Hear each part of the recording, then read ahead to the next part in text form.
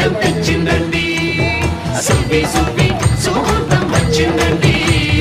దివ్వి దివ్వి దివ్యంతం తెచ్చిందండి రేపో మాపో పప్పన్నం పెడతామండి ఊరు వాడ జనమంతా దీవించండి